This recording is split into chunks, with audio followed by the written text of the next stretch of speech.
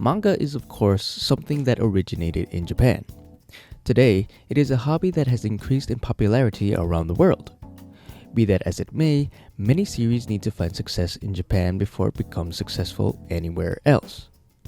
Don't believe me? Well, simply look at the wave of cancelled series throughout the recent years. As many of you know, Shonen Jump has polls in their magazine to see which series is getting the most attention from their readers. So no matter how positively received a new series is outside of Japan, if it does poorly in the polls for multiple weeks, it will probably get the axe. So what if the rest of the world could vote on these polls? Could this change possibly save unpopular manga from getting cancelled? Japanese fans will still vote the same as always. After they finish reading their copy of Weekly Shonen Jump, they jot down their votes and mail it in to get tallied. The rest of the world, however, will be voting a different way. In this what-if scenario, both the Shonen Jump app and Viz website will implement a digital voting system similar to the ones in the magazine.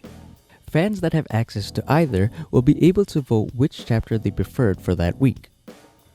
Now, opening up the Shonen Jump polls to the rest of the world is merely a second chance. Mangaka would be allowed to continue their series a bit longer if it was considered popular outside of Japan. It's at this point they would need to write something that the Japanese audience would be interested in.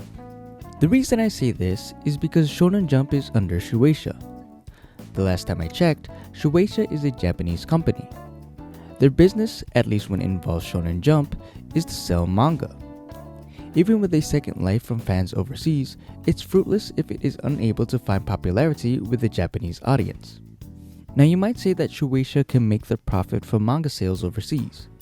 The thing is, Shueisha is not in charge of translating Shonen Jump manga. That job goes to companies like Viz Media, which handles the English translations. Other countries might have their version of Viz Media to translate and sell manga in a different language.